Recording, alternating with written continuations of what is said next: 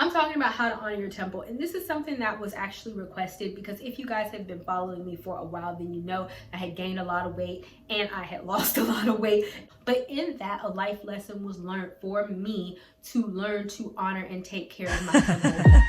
Dedication, reservation, take a look inside your salvation. Do every good work, it takes patience, like a butterfly.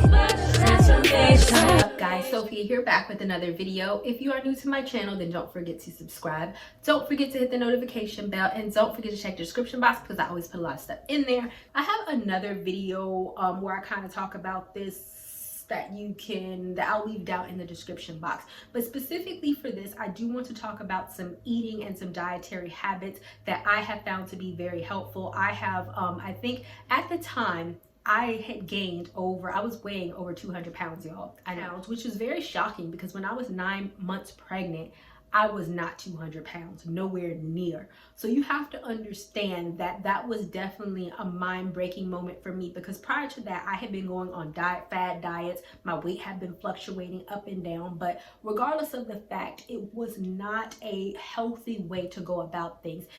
Once I had really understood the art that God wants us to honor our temple and even what we eat, and I talked about that in that other video, so I'm not going to go there, then I really dedicated myself to developing healthy habits, period, right? It's not a fad diet, it's not that anything. And I have learned that once you develop healthy habits, and this is not that's it. Like, I don't have trouble maintaining my weight because I eat a certain way. So even when we look at even Daniel in the Bible, we know what God told him to do. The kings, he was feeding all the men all this crap, right? And God was like, yo, just eat vegetables and you good, right? And so this is what I mean by developing healthy habits. I'm not telling y'all to be a vegetarian because even Daniel, he ate vegetables for a time and then he went back to eating meat. But I'm saying you do have to be cognizant. But my point is, these are healthy habits that we have to develop. But that's the first thing that I want to bring up, right? Is when we talk about honoring our temple,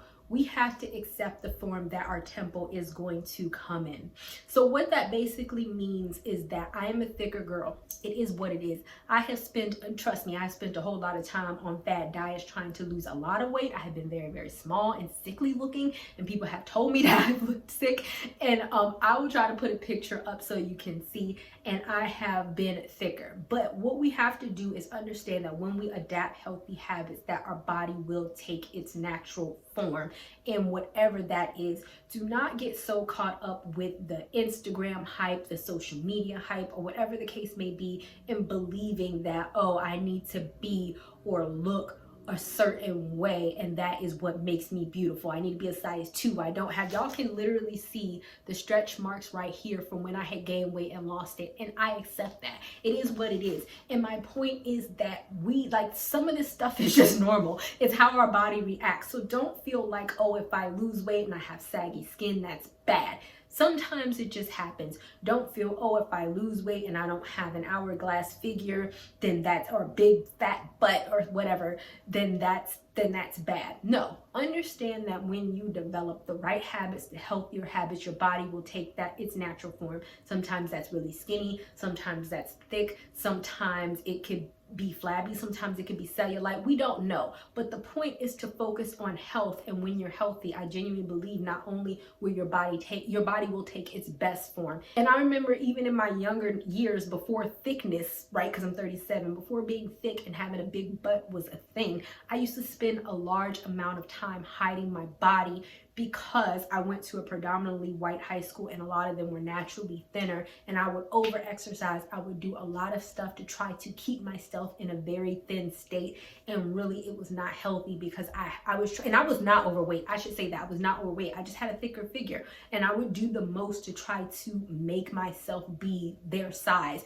And I remember it was just very unhealthy. Like literally I could tell you I was just eating like salads once a day. Like, it was crazy on the type of thing that I was able to maintain. But see, that's the thing, I wasn't able to maintain it. Eating healthy, my body always took its natural form, which is this size, which is the size I'm the same size that I probably was in high school now. That's my body's natural state, which is probably a size 8. I accept it, I live with it and I go with it because I know that I'm treating my body right and it's healthy. So that's what I'm telling you. I know that was a long explanation, but some women get very mad that their body doesn't look a certain way. Understand that it won't. Just focus on being healthy, and when you're that, your body will take its natural God-given shape. Next, eat right. This is absolutely the top thing that will have your body being its natural form. I don't care if you over exercise. If you are not eating right, it's not going to matter.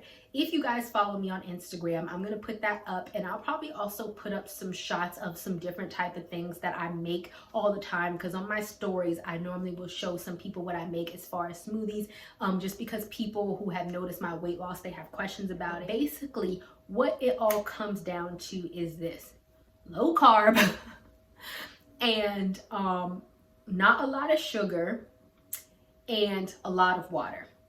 And I promise you, if you stick to that, you will be good.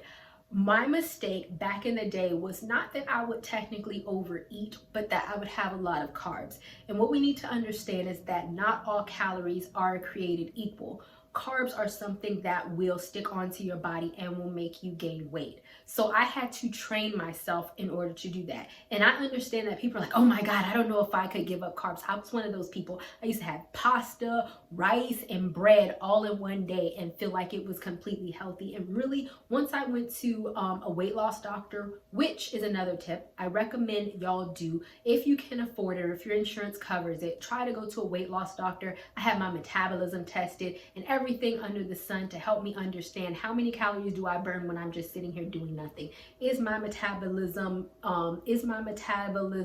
fast, or is it slow, or is it normal? And also during that process, I found out that I was hypoglycemic. I'd always been hypoglycemic, but I didn't know what was wrong with me. But I'm gonna get to that. But my point is, from there, my doctor gave me a diet. It took me, you're going to have cravings, especially in the beginning, because we do condition our body to eat certain things and then we crave them. It is very important for you to practice self-control. And I promise you, once you self-control and eat right and exclude the things that you're not supposed to be eating, you will get used to it. So now I don't really have carbs like that. It's not something that I crave, because it's like your body, it's like a nicotine, right? Like if you smoke, it's like, yeah, you're going to crave it. But once you stop smoking and you get your body used to it, you're not going to crave it anymore and you're going to be fine. So that's one thing that you have to understand, that just because you crave these things, yes, you might crave them, but that doesn't mean that you have to have them, and you should probably condition yourself not to have them. Carbs is one of those things. Sugar is also one of those things.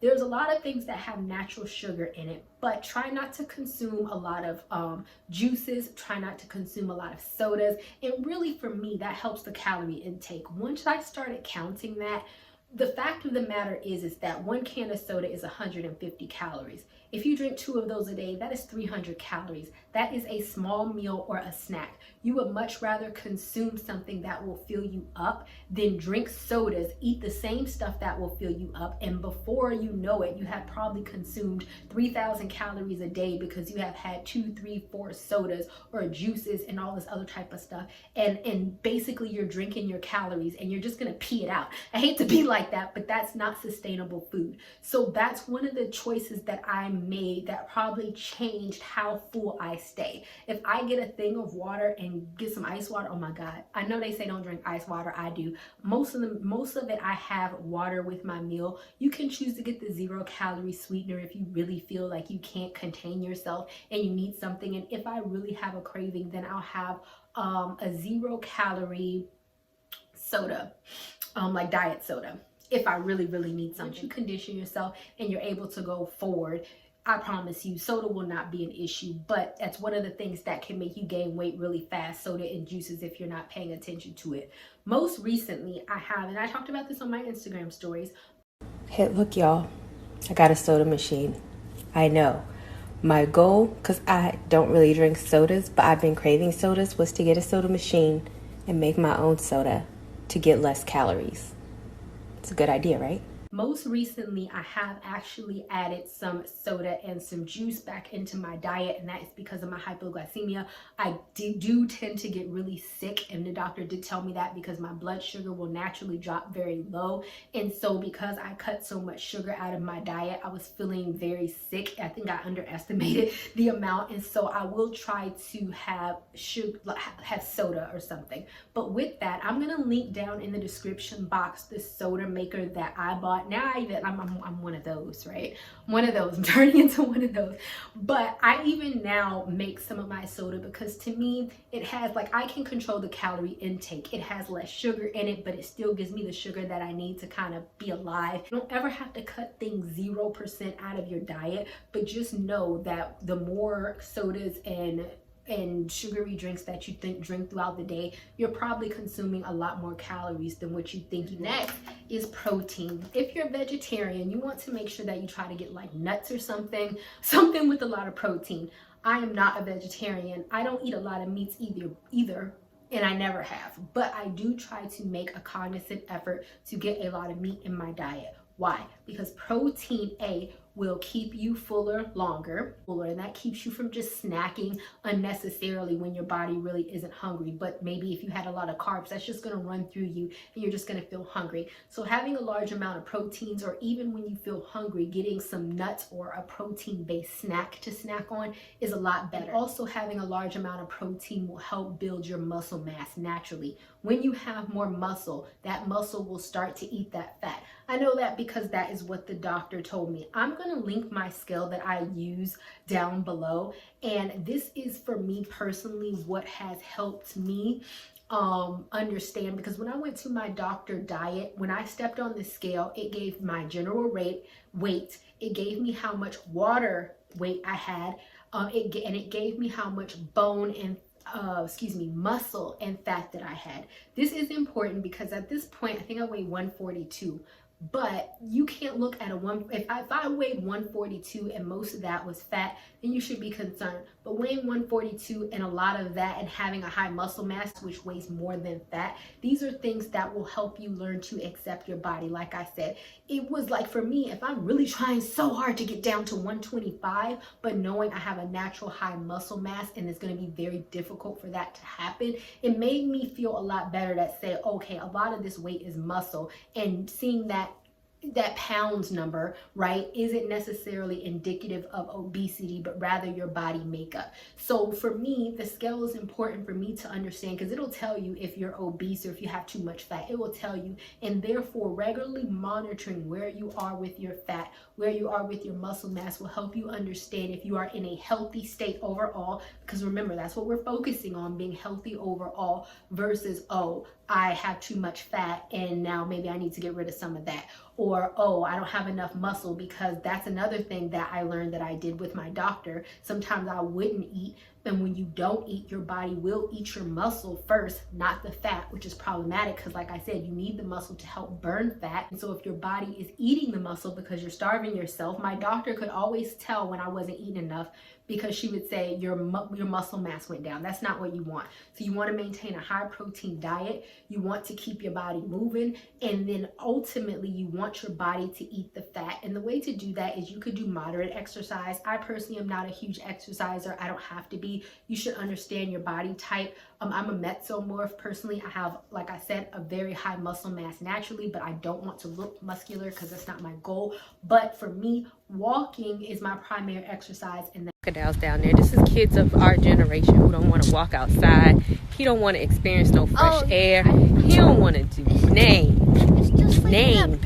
And now he talking about there's no alligators down there, boy. Oh my God. That is what keeps me in shape. For somebody else with a different body type, you may have to exercise more, or you may have to exercise less, because there are a lot of naturally skinny people that when they exercise, they get even skinnier. It's important to understand your body type you want, but also you need to learn, should I be doing cardio? Should I be doing strength? For me personally, walking is just fine. It helps me maintain my physique that I like. You have to understand how your body operates within the world around you, because a large part of me not reaching my ideal goal weight was not understanding my body and how it functions and doing what everybody else was doing, and then not getting the desired results and then wondering why. I was doing a whole bunch of strength and a whole bunch of exercising and I did not lose a pound, but that's because my body was just building more muscle.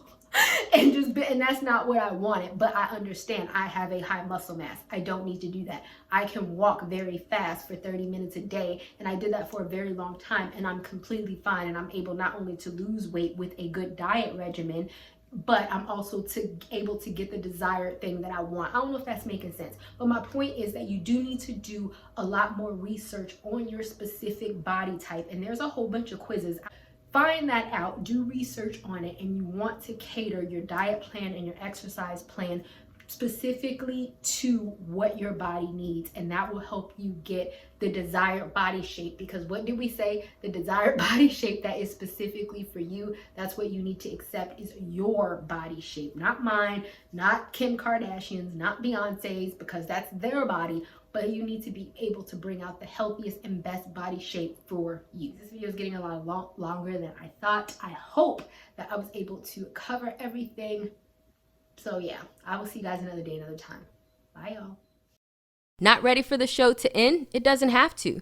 You can head over to my site where you can read hundreds of articles. And also you can feel free to shop my store where I have all of my products for sale. And last but not least, for even more video content, feel free to visit my YouTube channel where I talk about a wide array of content. Thank you guys so much for tuning in, and until next time, stay blessed. Like a butterfly.